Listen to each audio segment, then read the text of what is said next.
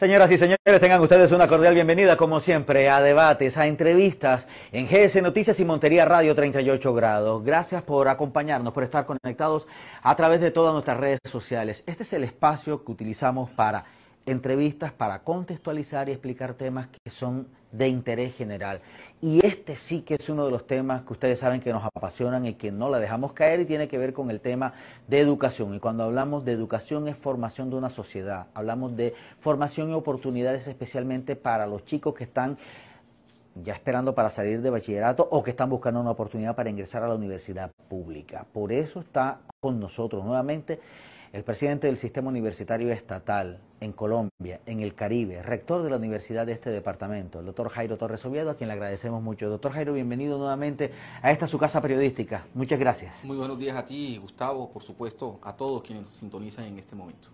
Recientemente, hace un par de días, reuniones con Presidencia de la República, con Ministra de Educación, porque se están perfilando dos hechos importantes. Una política pública que ha iniciado el Ministerio de Educación, pero una reforma a la Ley 30 de 1992 que establece precisamente, o que quiere establecer un nuevo modelo financiero para las universidades públicas, pero con unos ingredientes adicionales. Y esa construcción ha permitido que la Presidencia, el Ministerio de Educación, llame a los rectores, los 64, y a las técnicas, a las tecnológicas, sentémonos y empecemos a construir lo que debe ser el borrador rápidamente del proyecto que va a permitir orientar esta situación. Rector, a grosso modo, ¿qué se tocó, qué se viene para la educación y cuál debería ser el modelo ideal de esa reforma de la Ley 30?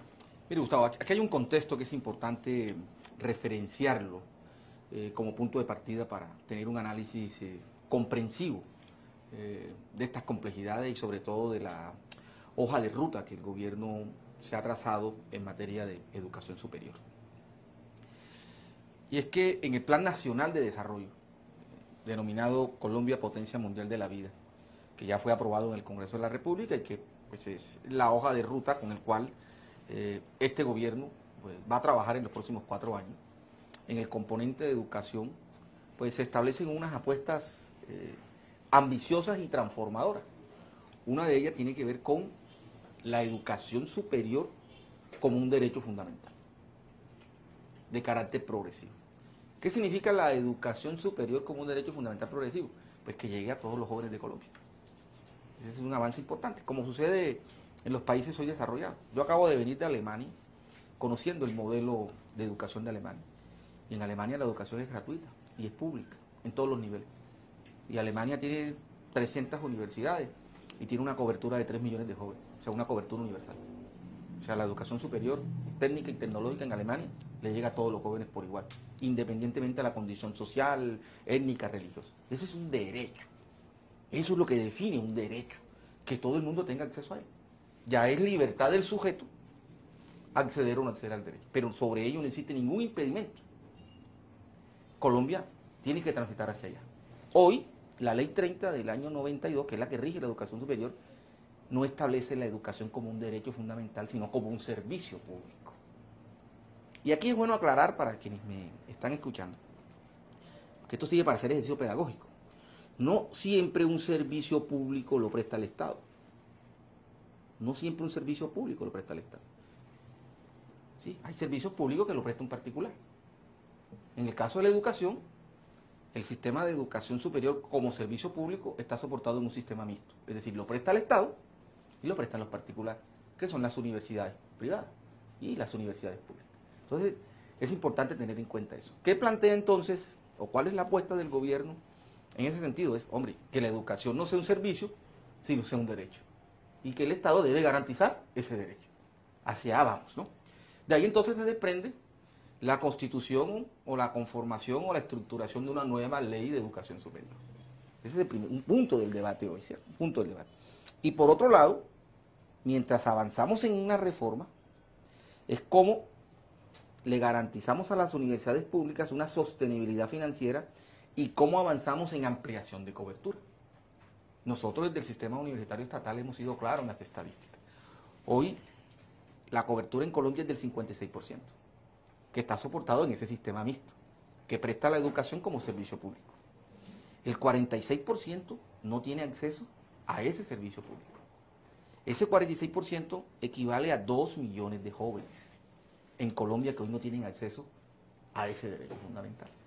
Cuando usted mira el mapa de Colombia y ubica esos 2 millones de jóvenes, usted lo va a encontrar en las zonas geográficas del país donde el estado de bienestar ha sido inexistente, ha sido ausente.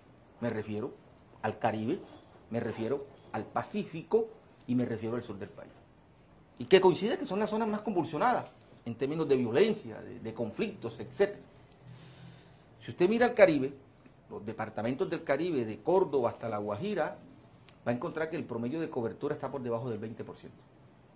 El promedio. En el caso de Córdoba, la cobertura es del 23%. Significa que el 77% de los jóvenes hoy en Córdoba no tienen acceso a ese derecho.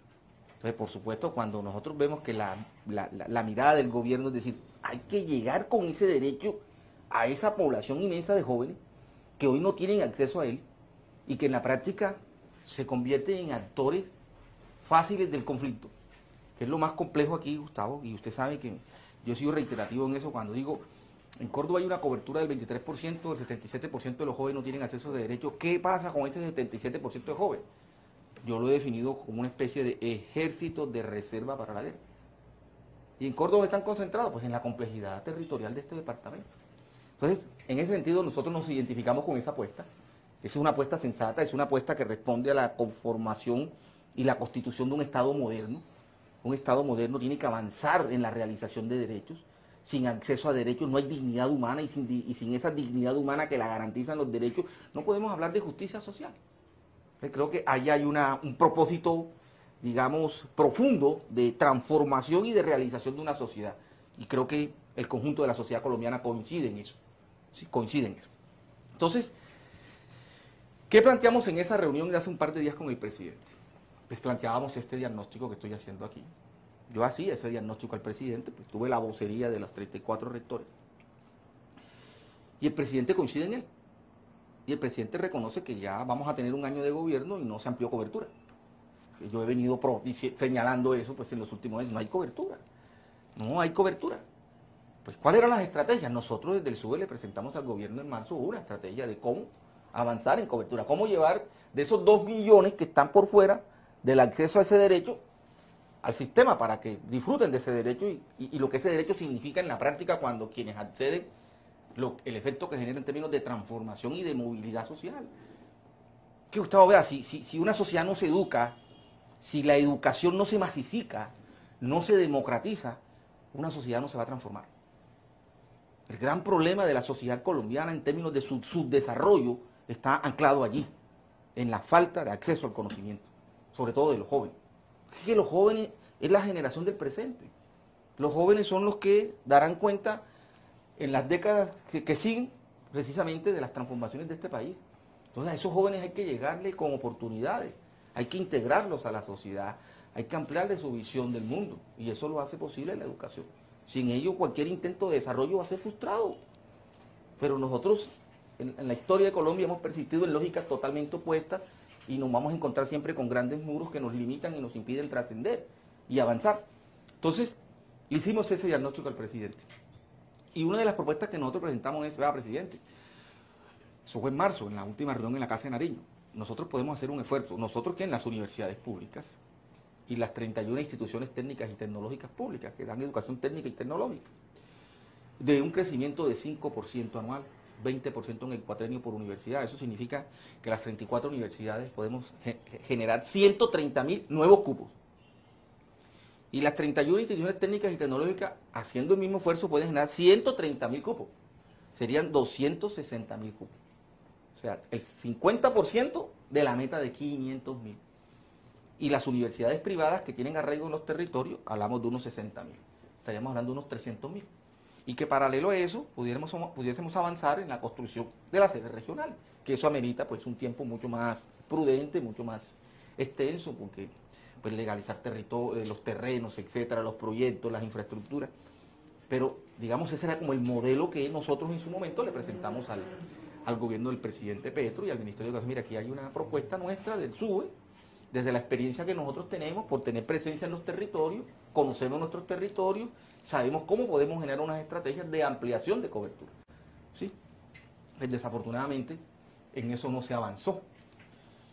Y pues surge la otra discusión de una reforma integral de la Ley 30. Nosotros como SUBE, la semana pasada que le enviamos una carta al presidente que es pública, que el mismo presidente en su Twitter tuiteó, digamos, el Twitter que yo coloqué la carta, donde hacíamos unas recomendaciones, en el sentido de decirle, presidente, estamos de acuerdo con una reforma integral porque pues apunta a lo que estoy analizando aquí, cómo garantizamos esto como un derecho fundamental, pero también una reforma integral de la ley implica pensar todo el sistema educativo, pensar la sociedad en su conjunto, cuál es el tipo de nación que nosotros necesitamos construir desde la educación.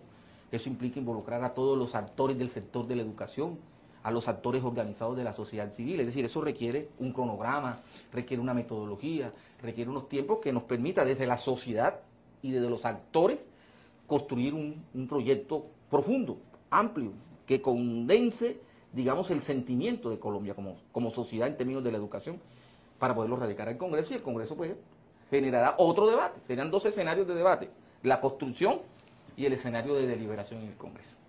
Esa fue nuestra postura. Se la ratificamos hace un par de días al presidente. Yo le di estos argumentos, presidente, pues es nuestra apreciación personal. Pues el gobierno toma la decisión de radicarlo el 20, va a radicar el 20 del proyecto. Nosotros respetamos eso, digamos, esa es la autonomía del gobierno es el que va a presentar el proyecto. Pues el presidente me dice, bueno, pero surtimos el debate en el Congreso. Entonces, frente a eso, nuestra postura es listo. Somos respetuosos de esa autonomía del gobierno, de radicar el proyecto.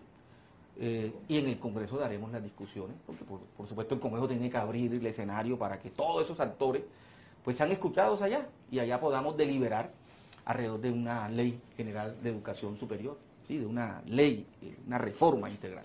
Entonces, digamos, en eso versó o consistió ese encuentro con el presidente, que fue un encuentro muy respetuoso de reconocimiento mutuo. Él reconoce todo lo que el SUBE ha construido, todo este diagnóstico que nosotros tenemos sobre la educación superior, nuestra preocupación y nuestro compromiso desde los territorios de avanzar en eso, porque en eso hicimos mucho énfasis, Gustavo, mire, y usted me ha escuchado en eso ser muy enfático.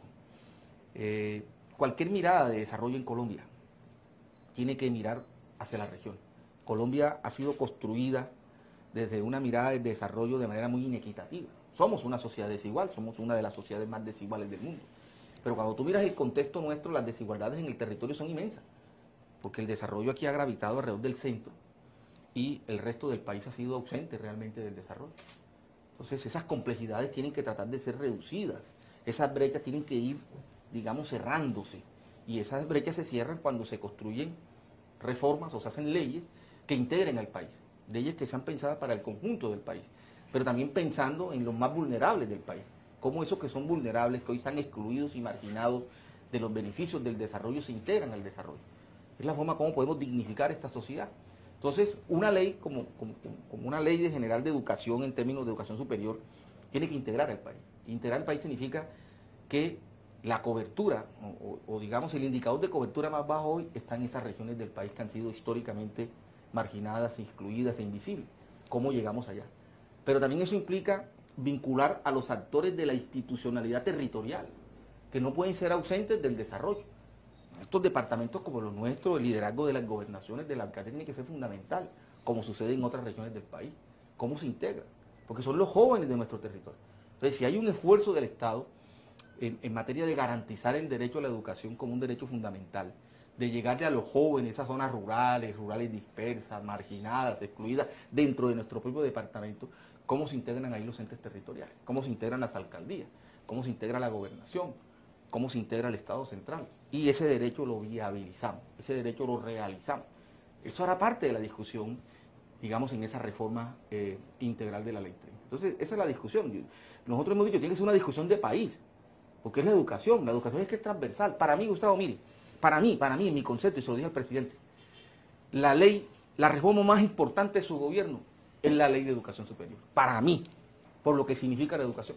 La educación es transversal, sin desconocer la reforma a la salud, sin desconocer la reforma pensional, sin desconocer las otras reformas del gobierno. Para mí, de acuerdo a toda esta lectura que hemos venido haciendo, la reforma más importante es la ley de educación superior, porque es transversal, porque nos pone a pensar sobre el tipo de ciudadano que este país necesita. Hoy que estamos hablando de una paz total, hoy que estamos hablando de justicia social, hoy que estamos hablando de inclusión, es decir, la educación hace posible modelar el tipo de ciudadano que la sociedad colombiana requiere en estos tiempos de cambio, de transformaciones, de turbulencias a nivel global, y que Colombia no se ausente ahí. Entonces, esto no es una ley cualquiera, esto no es una ley que emerja de la nada, tiene que ser una ley que tenga una profundidad, porque es lo que le va a permitir al país pensarse en las próximas décadas. Entonces, en eso consistió la reunión y ahí estaremos muy atentos. A partir del 20 de julio, sé que el Congreso va a concurrir con nosotros. Ya nosotros tuvimos un encuentro, Gustavo, hace 15 días con miembros de la Comisión Sexta de Cámara y Comisión Sexta de Senado, que son las comisiones educativas, donde se tiene que, digamos, tramitar. Ellos coinciden con esta lectura y pues cuando llegue eso al Congreso, pues el Congreso será el escenario para deliberar y argumentar y proponer alrededor de estos temas que aquí he señalado. Rector, eso antes que llegue al Congreso de la República, lo ha dicho la ministra de Educación, se va a tratar de construir un borrador. ¿Cuándo creen que tienen listo ese borrador después de consultar? Bueno, el SUE la tiene totalmente clara frente al tema y está haciendo su aporte, lo mismo las técnicas y tecnológicas. ¿Qué hace falta para terminar de construir el borrador? ¿Cuándo deberían tenerlo listo? Sí, o sea, ya eso dependemos del gobierno, Gustavo. Por eso decía, esto lo que nosotros le manifestamos al presidente de la República y al Ministerio de Educación fue nuestras observaciones, como aquí le acabo de hacer, que pudimos haber hecho un trabajo previo, digamos, mucho más incluyente, mucho más profundo, de mayor contenido, más robusto, ¿sí? Que permitiera que la discusión en el Congreso pues tuviera más ingredientes, ¿sí? Pero, digamos, el gobierno toma una decisión y es, nosotros la vamos a radicar el 20. A pesar de reconocer, digamos, estos elementos que estamos diciendo acá, nosotros respetamos eso, que es el gobierno quien radica, ¿no? Pero nosotros somos respetuosos de esa decisión y, por supuesto, sería el escenario del Congreso que nos permita pues hacer una deliberación más amplia. Nosotros esperamos que en los próximos días, o sea, antes del 20, se conozca cuál va a ser el borrador de ese proyecto de reforma para conocerlo previamente. Nosotros, como ya tú lo acabas de decir, desde el SUE hemos hecho observaciones como las que aquí acabo de hacer, eso está documentado. Pues falta el aporte de las universidades privadas que están asociadas en ASCUM. Nos reunimos ayer, hoy nos vamos a reunir nuevamente para tomar decisiones al respecto. Y las otras agremiaciones, ACIET, la CITTU, es decir, el conjunto de agremiaciones, las asambleas estudiantiles, las asambleas profesorales, el aporte de los trabajadores sindicalizados de las universidades. Es decir, todos los actores del sector tendrán que hacer aportes. Y sobre esos aportes el Ministerio tendrá que construir un documento que es el que se va a radicar el próximo 20 de julio, y que previo a esa radicación, pues nosotros esperamos conocer el documento. Ese va a ser un documento de discusión, indudablemente, porque en el Congreso eso se va a ampliar. En el Congreso aparecerán nuevas voces, nuevas posturas, nuevas posiciones. Entonces, en el Congreso será el escenario para deliberar alrededor de ese documento que el 20 de julio el gobierno va a radicar en el Congreso. Oiga, rector, eso me llama poderosamente la atención porque la gente se pregunta, sí, están reformando la ley 30 de 1992 y mucha gente, el común de la gente dice, ¿y eso cómo se traga? ¿Qué significa? Resumámosles en 5 puntos, en 5 ejes fundamentales de qué beneficio estamos hablando para la comunidad en el territorio nacional y obviamente para el caso del departamento de Córdoba con su universidad, que se reforme la ley 30. ¿Qué beneficios tiene además? Porque todo el mundo dice, ley 30, eso es para ampliar cupo. Y entonces, ¿y el resto qué? No, eso tiene unos 5 ejes que hay que trabajar de forma conjunta y ustedes lo están haciendo. Y el gobierno les ha dicho, le voy a entrar de frente al tema. ¿Cómo debe construirse? Porque además la gente se pregunta, ¿y si hay plata para eso? ¿Cuáles son los ejes fundamentales? Claridad en el tema. Hoy existe una ley que regula y orienta la educación superior pública en Colombia, que es la Ley 30. Esa Ley 30 fue creada por el gobierno, por el Estado colombiano en el año 1992. Esa ley tiene 30 años. 30 años esa ley. El gobierno está planteando una reforma, una nueva ley de educación superior. Son 2 cosas diferentes. O sea, cambiar la actual, que tiene 30 años, por una nueva ley, ¿sí? Que es la que se va a radicar el 20 de julio. Entonces uno diría, bueno, ¿qué es lo que qué debe contener la nueva ley? Yo le he descrito a usted un contexto.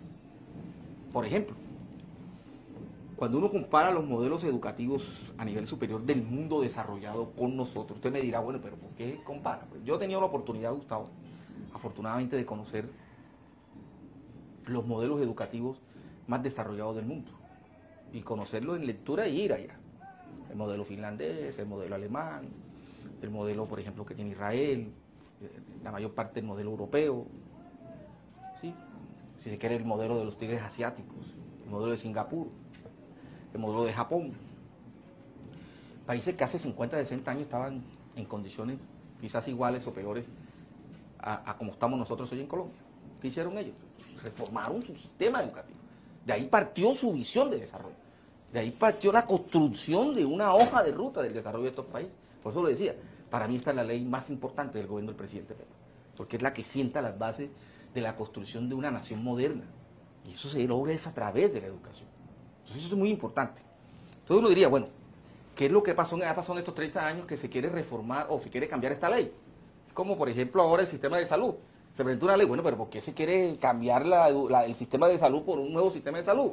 ¿Por qué se quiere cambiar el sistema pensional por un nuevo sistema pensional? La pregunta que hoy asalta es, o que se tendría es, bueno, ¿y por qué esta ley que tiene 30 años? ¿Por qué? Entonces, las razones. La educación superior pública en Colombia no creció. Colombia tiene 34 universidades, por ejemplo. Es decir, el Estado no construyó capacidades en los territorios desde el punto de vista de la educación superior. Los indicadores así lo demuestran. Que hoy el 46% de los jóvenes no tengan acceso a la educación superior, le indica a ustedes que esa ley no fue capaz de crear las condiciones y las capacidades para que la juventud colombiana acceda a un derecho fundamental. ¿Sí? El otro, el de financiamiento de la universidad pública. ¿Por qué las universidades públicas están desfinanciadas? ¿Por qué la universidad pública tiene que generar sus propios recursos para poder sostenerse? Etcétera, etcétera. Es decir, hay una realidad que nos dice, oiga, esto hay que modificarlo. Es decir, el estado de cosas aquí no se quedó anclado. Aquí hay una especie de inercia. Esto tiene que transformarse. Y como estamos en un escenario de un gobierno que plantea cambios y reformas estructurales, entonces hay que cambiar esa ley de educación.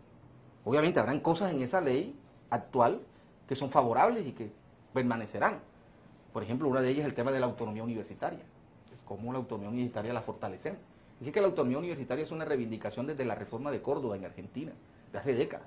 Y que la ley general, que la ley de educación superior del 92, la ley 30, la recogió. Pero ¿cómo profundizamos eso? Esa autonomía en términos de que la universidad esté blindada de injerencia de lógicas de poderes externos que la desvirtúen, por ejemplo. ¿Cómo la blindamos de la politiquería territorial? ¿Sí? ¿Cómo serían las estructuras de gobierno para que haya ese blindaje? Para que esa autonomía sea una autonomía plena de realización. Una autonomía que no permita la endogamia, que no permita las arbitrariedades ni los excesos de poder.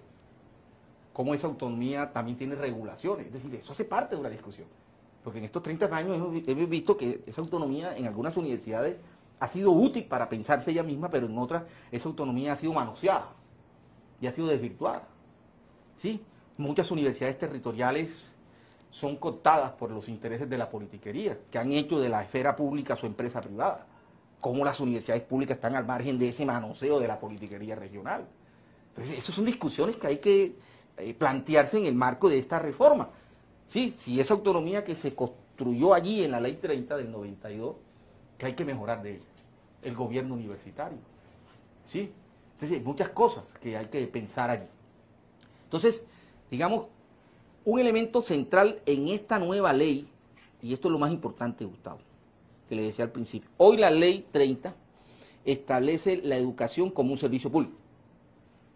La nueva ley, que es la que se va a radicar, que es la posición del gobierno, que es lo más claro sobre el cual coincidimos, la educación como un derecho fundamental progresivo. ¿Qué diferencia hay que pasemos de la actual ley de un servicio público a la nueva ley que se va a radicar, que nos diga que es un derecho fundamental que debe ser garantizado por el Estado? Ahí hay un cambio gigantesco. Esa es la transformación, esa es la vía, ese es el punto de partida para construir una sociedad moderna y para hacer de la educación un derecho al acceso de todos los jóvenes de este territorio nacional, independiente de dónde viva, independiente cuál sea su grupo étnico, cuál sea su creencia religiosa, cuál sea su posición social. Eso es una sociedad moderna, eso es garantizar un derecho, eso es permitir el acceso a un derecho, que es lo que hace que una sociedad se realice.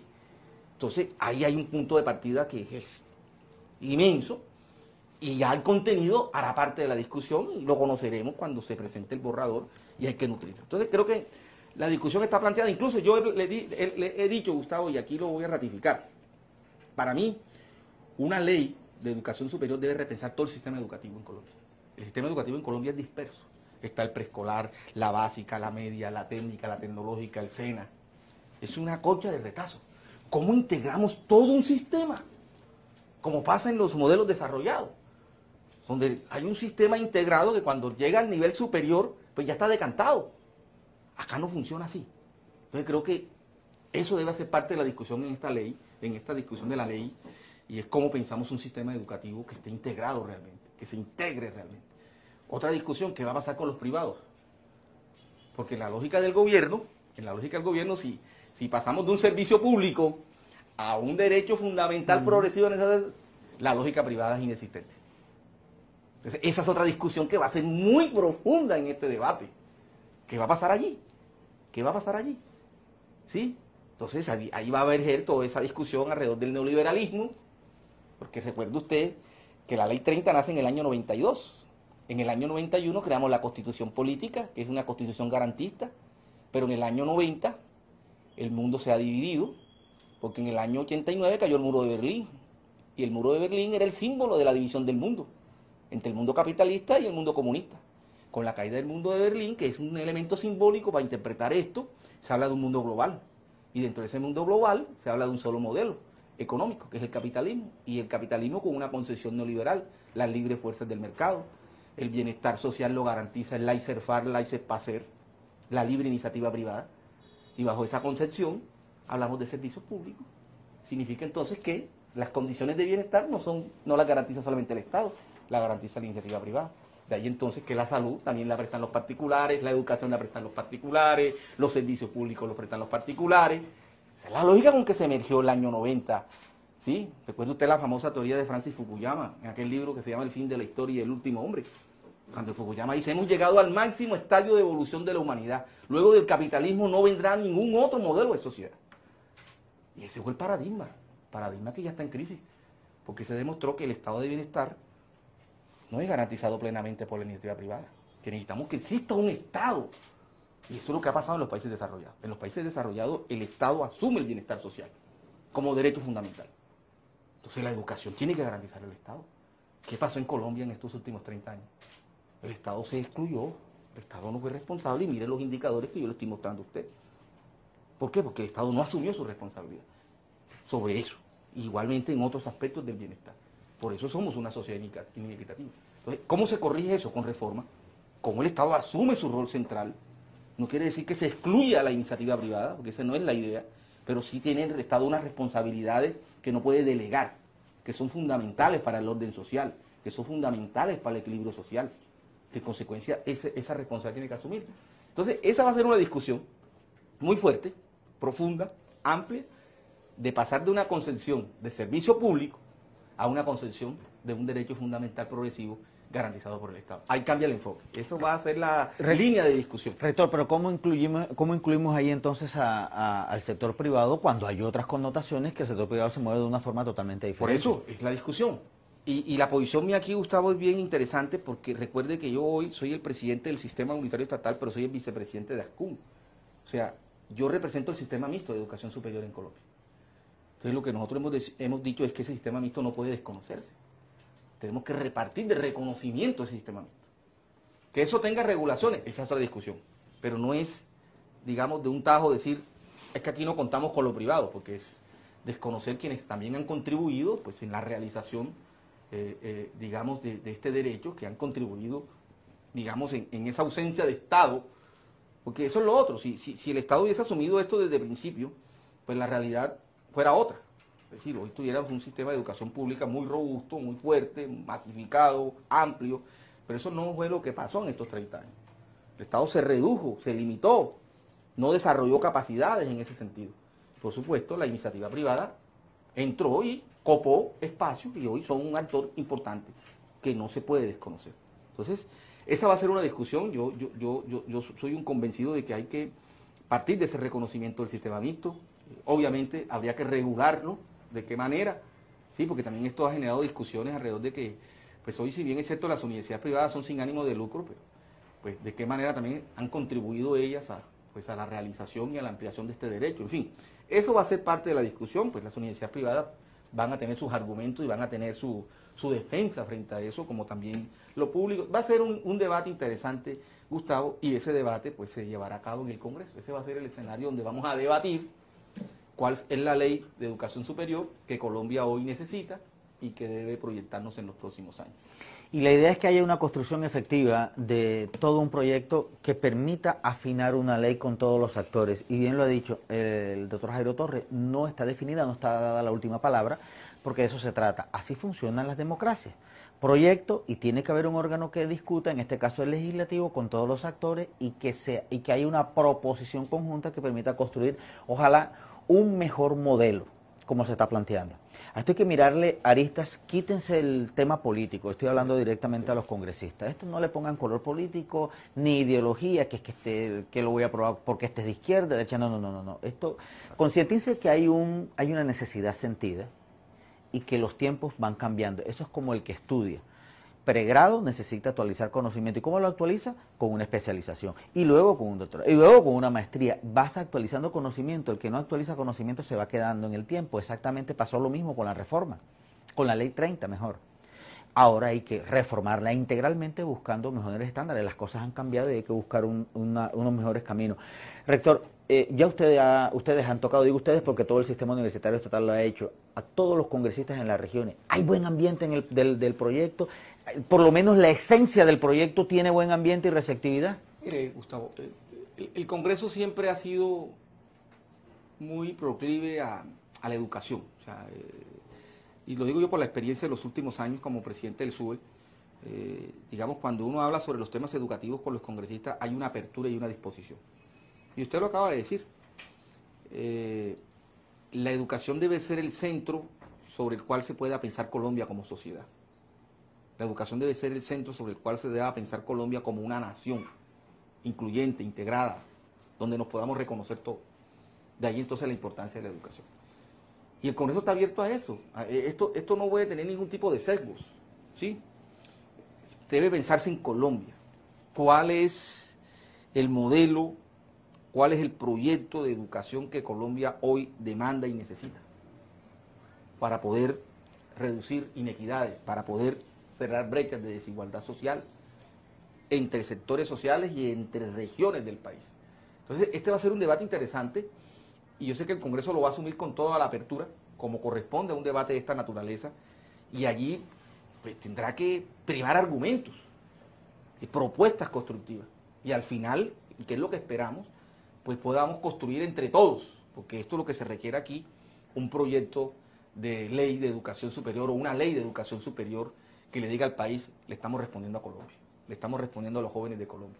De esa ley le podamos hablar a los muchachos del Alto Sinú, de las veredas más profundas del Alto Sinú, que le podamos hablar a los muchachos de aquí, de la subregión costanera, a los muchachos allá del sur, de Puerto Libertador, de Juan José, decirle, mire, el Estado hoy les está diciendo que ustedes existen en esta sociedad, ¿sí? Y que ustedes van a tener acceso a este derecho para que dignifiquen su vida y para que cambien la visión de la vida y para que se integren a esta sociedad. Igualmente hablar a los jóvenes de Buenaventura, que prefieren mejor coger un arma, ¿sí? Y salir a sicariar como una forma de existencia, porque no tienen otra oportunidad. O decirle a los muchachos del Chocó, ¿sí? O a cualquier muchacho de la periferia geográfica de este país que ha sido excluido y marginado y que el Estado no le ha garantizado más elemental de sus derechos de existencia. Esa ley debe encarnar eso. Esa ley debe representar eso. Eso es lo que significa una educación pensada para el conjunto de la sociedad. Y eso no debe tener sesgo, ni ideología, ni prevenciones, ni prejuicios. Es una visión integrada de país. Entonces, claro que aquí el Congreso tiene que estar abierto y yo estoy seguro que así va a ser. Nosotros hemos conversado con muchos congresistas. Ellos tienen toda esa disposición. Creo que ese es un momento histórico donde este Congreso puede decirle a ese país nacional, decir, ese Congreso que representa el país político, decirle a ese país nacional que es el conjunto de la sociedad colombiana, nosotros comprendemos sus carencias, comprendemos sus necesidades y esta ley se va a integrar para suplir esas carencias y esas necesidades y es garantizar la educación superior como un derecho fundamental progresivo que debe ser garantizado por el Estado. Gustavo, si el Estado no garantiza eso, las brechas sociales seguirán profundizándose, las inequidades seguirán ampliándose. Si no es el Estado quien interviene socialmente, ¿hay quién lo puede hacer? ¿Quién le va a dar la oportunidad a los muchachos del sur del departamento de Córdoba, donde la única opción de vida ha sido sembrar coca o hacer parte de un actor armado ilegal? ¿Qué oportunidad va a tener un muchacho del Alto Sinú, donde la única opción ha sido sembrar coca y ser ejército de reserva para un actor armado ilegal? Si el Estado no llega ahí, ¿quién va a llegar? Fines esenciales del Estado. Hablamos de la paz se construye con oportunidades, la paz se construye con construcción de derechos. Si el Estado no hace eso, ¿quién lo va a hacer? Es que esa es la concepción que tenemos que cambiar, Gustavo. Esa es la concepción que tenemos que cambiar en Colombia. Por eso aquí tenemos que el debate central es alrededor de un estado de bienestar. ¿Cómo le garantizamos a la gente los medios necesarios para que dignifiquen su vida? Y eso es una labor del Congreso. Para eso el Congreso hace reformas, para eso el Congreso hace leyes. Esa es la función del legislador.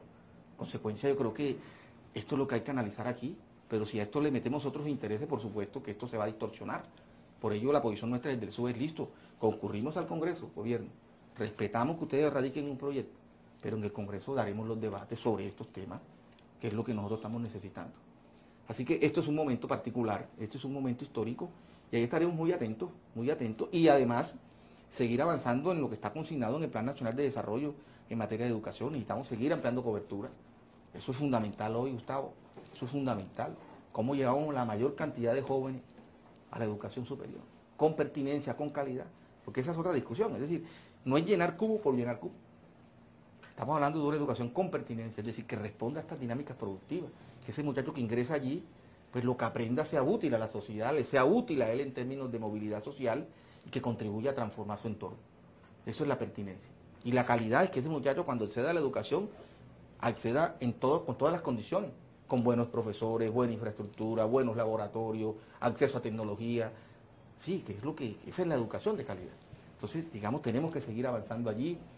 El tema de financiamiento, nosotros no hemos cedido frente a la reforma del 86-87, usted sabe que ya eso está radicado en el Congreso, ya pasó primer debate en la Comisión Sexta de la Cámara.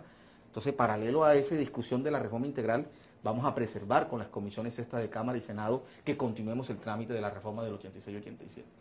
Porque si no prospera la reforma, digamos, de la Ley 30, es fácil que esta iniciativa que ya tiene 3 o 4 años, que ha sido liderada por el SUE y que construimos un consenso como nunca antes, se pueda, digamos, diluir, es decir, se pueda integrar acá.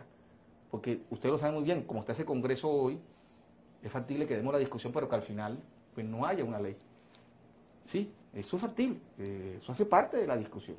Entonces nosotros vamos a tratar con los congresistas de que, paralelo a la discusión, ¿sí?, de esta reforma integral, pues continuemos el trámite de la reforma del 86-87, que es lo que le va a garantizar a la universidad pública un modelo de sostenibilidad financiera. Ahora, si se aprueba acá la ley, pues por supuesto sería integrar ese modelo para que, pues en la nueva Ley General de Educación, el financiamiento de la universidad pública sea garantizado plenamente por el Estado, como es lo que propone la reforma del 86-87. Así que ahí está el escenario planteado, Gustavo, y ahí estaremos como un actor importante. Y también, muy reiterar en esto, Gustavo, es importante que el debate local, en esta coyuntura electoral que ya nació, que ya emergió, que está en curso, asuma este tema.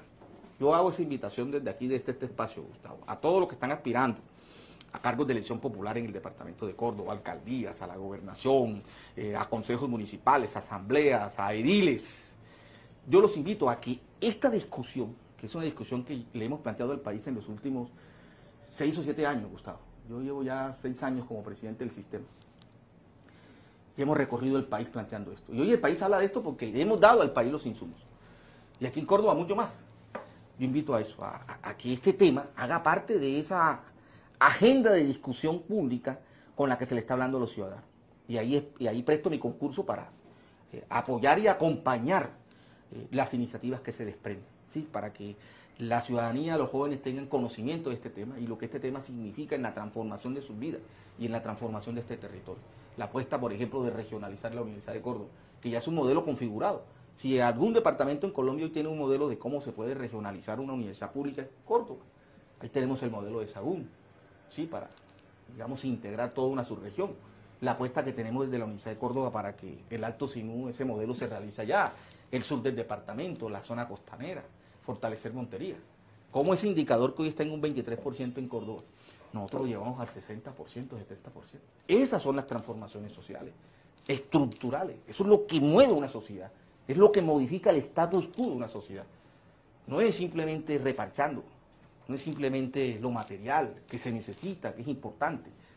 Hay que mejorar las condiciones de vida de la gente. Cuando usted le mejora las condiciones de vida a una sociedad, mejora la sociedad, en todos los órdenes, en todos los sentidos, para luego no lamentarnos. Es lo que yo llamo los costos sociales de no invertir socialmente.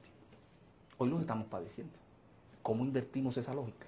Entonces, la invitación es a todos los que están aspirando a los cargos de elección popular que se involucren en esta discusión de una ley de educación superior, que veamos nuestro territorio y que pensemos cómo nosotros hacemos posible que los miles y miles de jóvenes cordobeses que hoy deambulan por las calles, que hoy están en sus zonas rurales, que hoy son sujetos fáciles de manipular por cualquier actor ilegal, les garantizamos un derecho, se lo quitamos a la delincuencia, se lo quitamos a la guerra y los integramos a la sociedad, le dignificamos su vida y mejoramos el escenario de convivencia social de este departamento. Entonces, esa es una invitación cordial, ojalá que eso haga parte de ese debate cuando van a las plazas públicas, cuando van y digan, vea, y los insumos se los presto. Yo en eso no pido créditos, porque a veces aquí nos cuesta reconocer cuando otro hace algo y nos cuesta.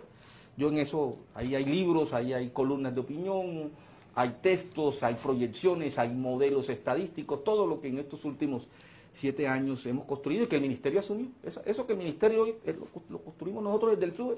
Todos esos documentos pues yo los tengo a disposición, ahí en la página web, en todos los medios de comunicación, mis columnas de opinión que son reiterativas sobre el tema, videos que hemos hablado, estas entrevistas, libros que hemos publicado, todo pues está al acceso de la ciudadanía para que quien quiera hacer parte en esta agenda de discusión pública electoral de este tema, pues lo puede hacer con los argumentos debidos y eso es lo que necesitamos, que quienes sean elegidos en octubre pues nos ayuden a sacar adelante estas iniciativas en materia de educación para transformar el departamento de Córdoba. Tienen que convertirse en impulsores del proyecto, defensores del proyecto desde las regiones y cuando esté, ojalá lista, la ley, también logren acoplar sus planes de gobierno para fortalecerlos en el territorio. No es solamente hablar, sino ejecutar. Eso es lo que le venimos reclamando. No es nada distinto a apostarle a lo que el rector bien dice. Apuéstenle a lo social para crear verdadero bienestar social.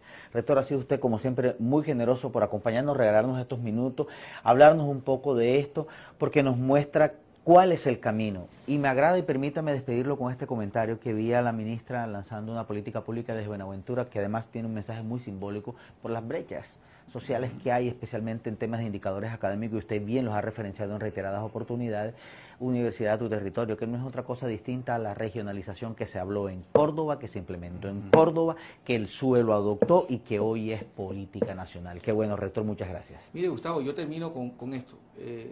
La Universidad de Córdoba ha sido un actor protagónico en la discusión pública en materia de educación superior en Colombia en los últimos años, como nunca antes. Y digamos, esto hay que decirlo porque esto hace parte de la memoria histórica. Nosotros sufrimos de una especie de amnesia muchas veces permanente y transitoria, que no la hace bien, digamos, al presente ni a la historia. Yo creo que las cosas hay que llamarlas por su nombre. No se olvide que de la Universidad de Córdoba se gestó la matrícula cero en Colombia. Hoy parece que eso se olvidara. Fue gestada aquí, por nosotros, convertido hoy en política de Estado, recientemente aprobada por el Congreso de la República. Pero nació aquí. Cuando nadie se atrevió a proponer eso, nosotros lo hicimos, con los riesgos sociales que eso implicaba, en plena pandemia. Y nosotros hoy le garantizamos a todos muchachos, inclusive a los que no han nacido, que cuando nazcan y lleguen ahí van a tener ese derecho. Eso es generar impacto social. ¿Sí? Y no lo vemos yo con ningún interés distinto, porque nosotros estamos acostumbrados en un departamento, para no hablar del país, que cualquier cosa que se haga, luego lo quieren sacarle rédito. Nosotros eso no sacamos rédito, es el deber de quienes asumimos responsabilidad. Por eso lo he dicho, yo aquí tengo una responsabilidad. Y si yo no estoy a la altura de esa responsabilidad, que venga otro y la haga. Entonces, mientras uno tiene una responsabilidad, trata de hacerla mejor todos los días. Hacerla mejor. Hoy hemos tenido un liderazgo local, pero también hemos tenido un liderazgo nacional. Y cualquier transformación que se dé en la educación, yo me miro en 10, 15 años, Gustavo, en 20 años, si Dios me permite llegar hasta allá, y poderme sentar con el sosiego que dan los años y la vida, y poder ver la realización de esta juventud y decir, yo contribuí a que hoy estos muchachos tengan matrícula cero.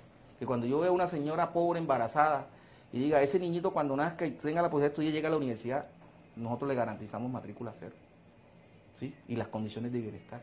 Que se llegue a regionalizar la universidad pública, que esta universidad suba, incremente los indicadores de cobertura y yo pueda ver a estos jóvenes campesinos del sur, del Alto Sinú, y decir, yo contribuía a que esos muchachos que hace 15 años no tenían asunción, hoy la tengan. Ese es el desarrollo. Ese es lo que yo llamo la mirada generacional del desarrollo. Esta generación, mi generación, que tenemos roles diferentes, responsabilidades, tenemos que contribuir a que este territorio sea mejor, no pensando solamente en nosotros, sino en los que nos van a reemplazar a nosotros. No se nos olvide que nuestra existencia tiene una finitud, tiene un límite, y a veces nos creemos inmortales, tenemos una finitud. Y en este tránsito por esta finitud, tenemos que dar lo mejor para que este departamento sea mejor. ¿Y cómo lo hacemos mejor? Cuando la gente vive mejor, cuando la gente tiene acceso a derechos y a bienestar que hoy no tiene. Y ese es un mensaje que yo le mando a quienes están asumiendo el liderazgo político, a quienes aspiran. Esto no es un asunto de vanidades, ni de egos, ni de individualismo, ¿sí? Ni de prestigio, ni de imagen. Es un asunto de realización. Por eso yo siempre he dicho, el ejercicio de la política para mí es un ejercicio serio, porque quienes asumen liderazgo político, de ellos depende el futuro de otras personas, de sus decisiones depende el futuro. Por eso con esto no se puede jugar. Esto es un asunto serio, la política es un asunto serio. Llegar a una alcaldía, a una gobernación, a un consejo, eso es una responsabilidad seria. Tiene que ser pensada en estos términos. Así que nosotros hemos hecho muchos aportes, seguiremos siendo aportes. Ahí están los resultados de la universidad. Hoy tenemos la mejor universidad del Caribe, la cuarta entre las 34 públicas del país, la número 2 en Colombia y una de las mejores en el mundo de acuerdo al último ranking internacional. Eso es trabajo, eso es liderazgo, para que este departamento se sienta orgulloso, para que este departamento sienta mayor sentido de pertenencia, se empodere más, sienta lo que hay aquí, lo valore más, lo quiera más. Entonces eso es trabajo y eso yo invito al conjunto del liderazgo de este departamento, el liderazgo empresarial, político, etcétera, que juntemos capacidades y empujemos esto. Este departamento tiene grandes potencialidades, este departamento se merece lo mejor y te lo damos nosotros con nuestras capacidades y nuestro liderazgo. Y ese ha sido el trabajo de la universidad y lo seguiremos haciendo. Por eso todo este tema de regionalización, todo este tema de cobertura universitaria, que ya trascendió, Gustavo, ya no solamente en Córdoba, es en Colombia. La discusión que vendrá sobre una ley de educación superior, ahí estaremos nosotros. Ahí está Córdoba, ahí está este departamento. Entonces aquí hay grandes retos y en el tiempo que nos queda, Gustavo, al frente de esta responsabilidad, a mí me quedan todavía 3 años como rector de la universidad, pues seguiremos trabajando, ya no solamente en una agenda local, ya esa agenda local se hizo nacional y ya está integrada en lo nacional. Y la idea es avanzar. Y en esta discusión de la ley, por supuesto, sentarnos con todos los congresistas. En su momento, pues haremos reuniones con los congresistas y pues mostraremos todas estas visiones, a ver cómo también desde allí sacamos cosas y vamos integrando. Pero ese es el mensaje que yo le envío pues a todos los que nos escuchan. Siempre este ejercicio es un ejercicio educativo y pedagógico, Gustavo. Y yo te doy las gracias a ti como a los otros medios, porque cuando yo llego a los medios de comunicación, no habla el político, Gustavo, habla el académico, habla el profesor universitario. Y me dice, rector, usted me habla de que yo soy un profesor. No como algunos dicen que aparecen ahora en las campañas, profesor por todos lados. Yo soy un profesor por formación y convicción, es lo que he hecho toda mi vida. O sea, yo no he hecho otra cosa distinta que enseñar. Todo lo que he hecho toda mi vida es enseñar. Entonces, digamos, yo soy un profesor universitario. Aunque yo soy doctor, o sea, yo soy doctor, pero dicen profesor. Y a mí me gusta que digan profesor, no doctor. Y soy doctor por formación. Es decir, yo tuve un título de doctorado 6 años, estudiando en una universidad y logré mi título de doctor, que es el máximo grado de formación en una disciplina científica, estudiando.